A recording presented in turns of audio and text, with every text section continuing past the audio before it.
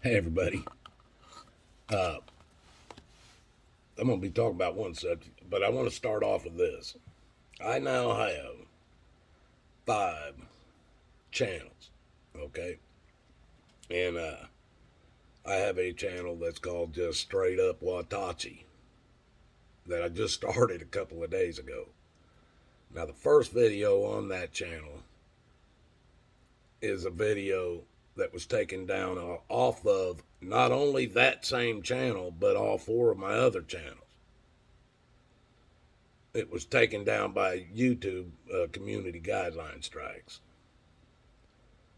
Now, that video, they took it down off of that channel too. Well, the second video is the exact same video. So I got around their algorithms again. I've done this before, but folks, that channel, yesterday, or yeah, I think it was yesterday or the day before, I went on all my other channels. I got 4 other channels other than that one. And I subbed to that channel, which would have given me 4 subs. Now I get up today, that channel's showing 2 subs. Now I did this to prove it to myself. I go on every one of my other channels and it claims I am a bell rung subscriber to that channel. I have 4 channels, not counting the one I'm talking about. It's showing half the sub count on a channel that is no more than a few days old. A few days old, folks.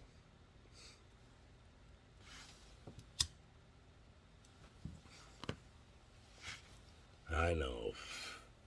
I'm just a crazy old hillbilly. I don't make no sense. But anyway, I'm doing this video because I want to tell a story, and I'm doing the recording, but I'm sharing it on my Watachi channel.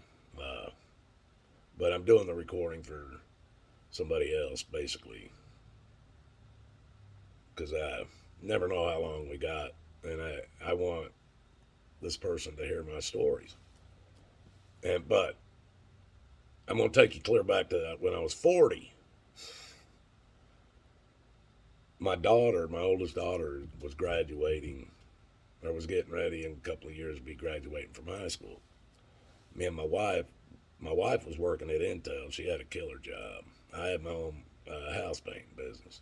I was doing good. My daughter, she'd always been straight A's all the way through school. So we started telling her, man, we'd like for you to go to college.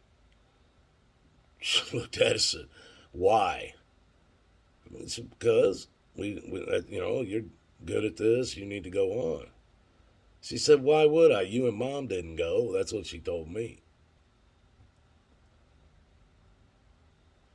I looked at her and I said, well, because you're smarter than I was. But if that's the case, I think she still had a year or 2 years before she was going to graduate. I said, if that's the case, I went down and I signed up for college. Now, folks, I had to run my business during the day, and then I went to school 5 nights a week, 5 hours a night, in order to be considered a full-time student. And I did that for 3 years to get an AA degree. 3 years, folks. But the reason why it took so long is I switched everything after about 7 months, and then I started all over because of what I went from. I was going to college to do computer networking, learn how to repair them, build them, network them together, and all that, And this was back when I think XP was top system at the time, the top operating system at the time for Intel anyway. Um, but I did do that, and when I started that, I didn't even hardly know how to turn a computer on, folks. And I was going to school with kids that were 20 or 18 to 22, and they'd been using computers all their lives. They knew. Oh man, they made me look stupid. But I went and I made good grades all the way through every bit of it, even through 7 months of that, and then I switched over to visual communications because I'm an artist, and I've done a lot of graphics designs and stuff, and this had to do with that and learning how to build web pages, and we also learned how to shoot commercials, and there was all kinds of shit over a 2.5 year period that we learned, Photoshop and Illustrator and all this shit, and but we got to the point that we had to shoot a commercial. Now, I got to tell this first. My projects, as I went through this, after I got into visual communications, I think one of the first ones when I got in there was an art. It had to do with art class and shit, but it was the beginning of laying out, artwork for some kind of graphic design. Doing what they call them, but it's a board where you lay out every shot and all this shit. I can't remember the names of this shit, folks, but this was a class that we had. The main thing I had to do was to pull an article out of a magazine. It had to be an ad of some kind, and actually change that and actually draw it up by hand. Couldn't use Photoshop, you couldn't use Illustrator, nothing like that. You had to do it all by hand to show your artistic skills, And I looked through. Hey, I had to go to one of my magazines. It was Winchester shotguns and rifles. Now, the ad that I chose, it had a hunter down there, had a rifle in his hand. He's down on one knee, scope on it and shit. You can see the deer way off in the distance standing there, big old buck, And it had that shot, and then it said, do the job right, use the best tools. Winchester shotguns and rifles. So I took that ad, and I had to change it to make it mine.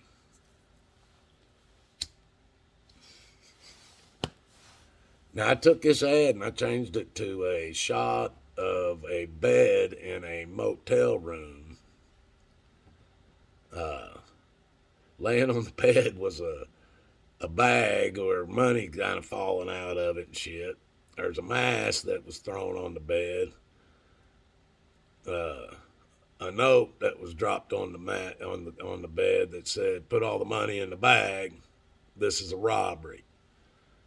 Nobody in the picture, just all this stuff thrown out onto the bed, and you could tell it was a motel room. And at the top, I put, "Do the job right, use the best tools, Winchester shotguns and rifles." Now, this damn thing haunted me. It didn't haunt me, man. I had fun with it, folks. For 2 years, I had fun with that ad.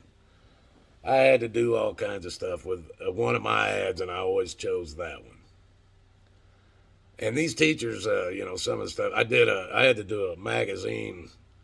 I had to invent my own magazine, actually produce it, and show it to the class, a magazine. So I chose to go with the Fakawi four-wheelers.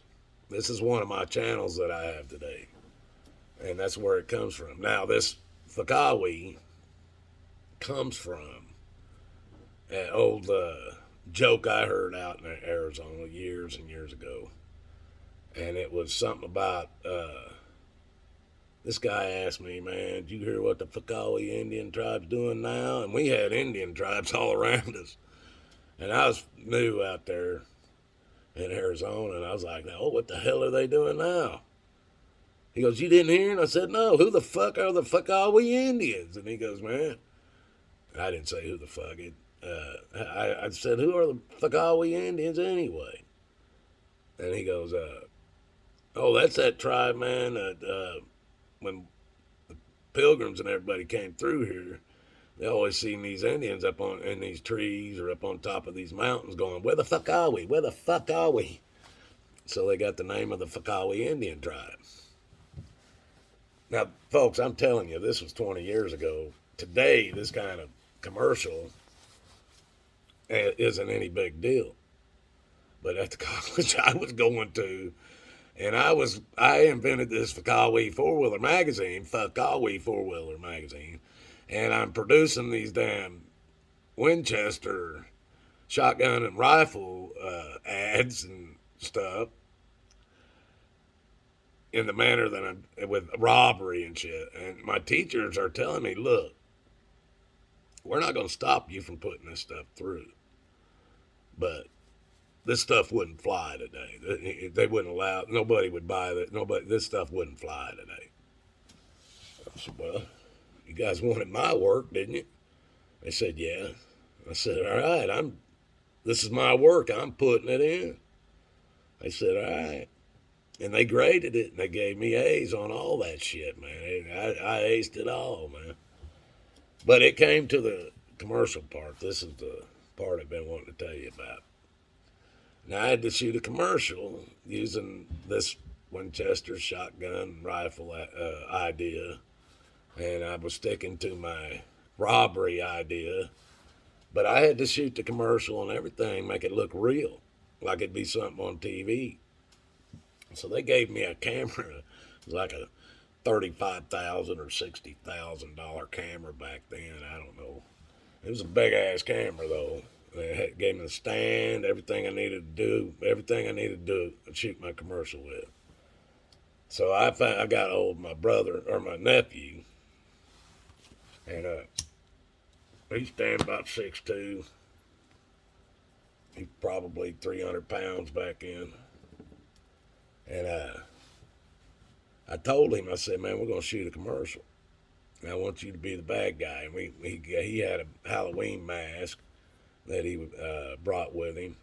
I brought one of my shotguns. It was a Winchester shotgun. And we used his car, and we found an empty building. It had been empty for a long time. There was nobody around it. But there were stores within the vicinity of it. But this was a big-ass building. And so I figured I'd be all right.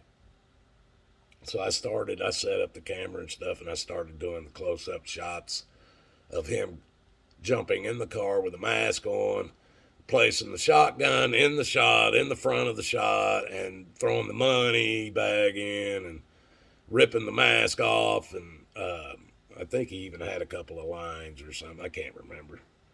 I lost the damn video myself, but then we went to doing we got all them, finally done enough shots to figured I could get that straight in editing. And then we went to the shot of him coming around the side of the building with a shotgun in his hand, a bag in his hand, in his other hand, and this mask on, and running up to his car. And so we're setting up for that, and I'm getting different angles, different shots and stuff. And somebody calls the Mesa Police Department on us. Mesa Police Department comes in about 40 deep. The police cars, I don't know if that was all of them, but it was pretty close. And they didn't one of them come in with a light on or a siren on or nothing. They were called and told that somebody had a gun, looked like they broke into a building, and they're still there. So all these cop cars rushed this closed store. They were even in my commercial. There were so many of them surrounding the place. The police cars were in my commercial. I couldn't keep them out. I couldn't cut them out of it. So, but when they saw this big camera I had and everything, and they saw what was going on, they stayed back, but they kept us surrounded. And then once it looked like I was tearing stuff down, put it in my vehicle, a few of them came up. By this time, there was a lot of them gone already. But a few of them came up and they said, are you doing a project for one of the colleges? I said, yeah. And they go, well, we got a call. And I said, that's why I picked this empty spot here, nobody around. I figured I'd be all right. So there's no bullets in it. It's just a shotgun. I'm using it for the commercial, And out there is open carry anyway, so it didn't matter. But they kind of laughed about it and shit and went on. And I had to turn this commercial in. And I was the first one that had to play it for the class now. And I played the commercial for the class, and they all saw how many cops were in the background. And so my teacher started asking me questions about why the cops were there. And I explained it to them. Now, at the end of this class, folks, this teacher came to me. He said, Mr. Grooms, he goes, there ain't a chance in hell if you was to shoot a commercial like that in today's time that you could make a penny off of it because nobody would run it. He goes, so what I'm asking you, do you mind if I keep and use your video, your commercial, to teach my class?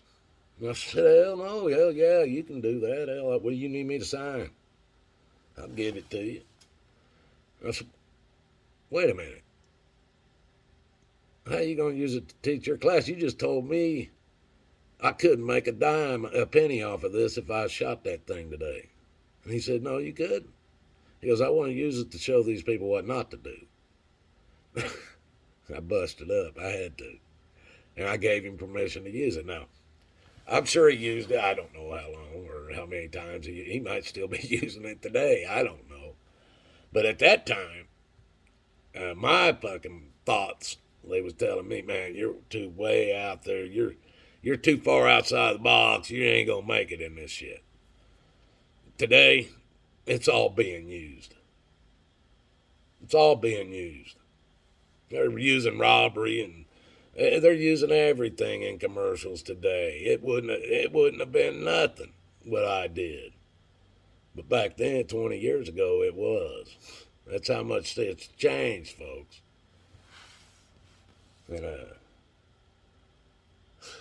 And my work being used as teaching tools. Even though it might have been taught not to do that, it was still being used because, hey, these guys told me not to do this shit because, and it's in my portfolio, folks. I got a portfolio. I graduated with a 3.86 or something like that GPA from college. And my daughter none of my kids ever went to college. I never used a degree, and that also blew up in my face. My daughter's like, well, you went to college and you never even used a degree. So the whole thing of me going to college to try to get her to go blew up in my face twice. People, make no mistake, God loves you, and so do I. And the only way out of this is through Jesus Christ.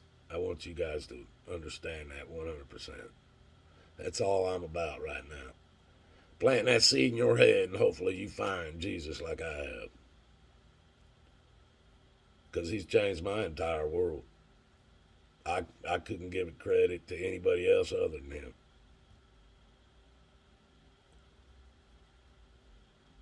People, have a good night.